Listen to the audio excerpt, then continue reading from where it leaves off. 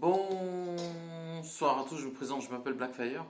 Je voulais revenir sur ce que j'ai dit sur Men of Tomorrow. Je sais que Adriana Arjona, elle est officiellement dans le film, mais que son rôle est mystérieux.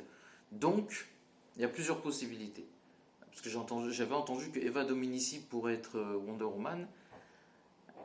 Voilà, on va pas exclure l'idée de Maxima. En fait, il y a plusieurs possibilités, il y a plusieurs scénarios. Soit James Gunn il bluffe et il dit qu'il y a Maxima dans le film, ce qui n'est pas le cas.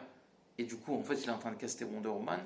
Donc du coup, voilà, il tape du bluff et en même temps, il choisit Wonder Woman, ce qui serait une idée assez brillante de sa part.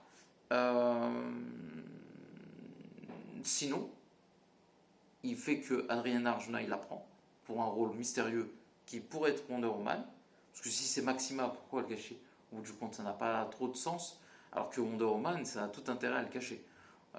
Voilà, pour trouver un moment, pour, je sais pas, quand tu voudras parler du film et dire, je sais pas, parce que je sais qu'il a parlé de Supergirl, et vu cette semaine, je pense que notre ami James Gunn va parler de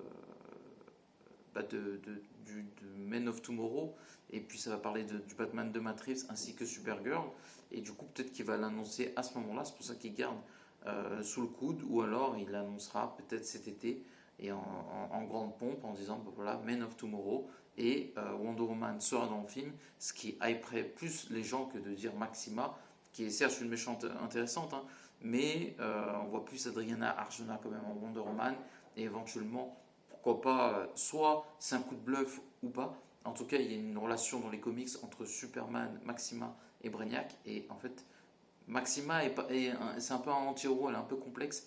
Et dans les comics, elle l'aide à affronter Brainiac. Superman n'a pas besoin de Maxima pour affronter Brainiac. Mais il y a une histoire dans les comics, ce qui serait pertinent de faire ça.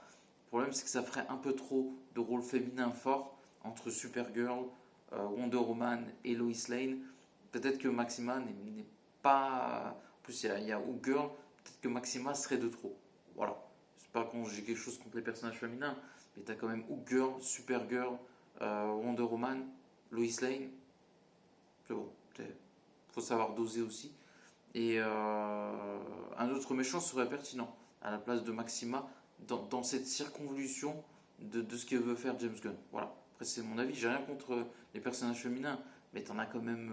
T'as Lois Lane, t'as Supergirl, ou Girl, Wonder Woman. C'est bon. Sans parler du reste, tu as d'autres personnages féminins. À la fin, ça va faire un peu beaucoup. Et je pense que ce serait pas suffisant. Enfin, ce serait au contraire, ça ferait trop de mettre. Comment elle s'appelle, Maxima dans le film, ça n'aurait pas de sens. Donc n'oubliez pas de commenter, liker la vidéo. À la prochaine.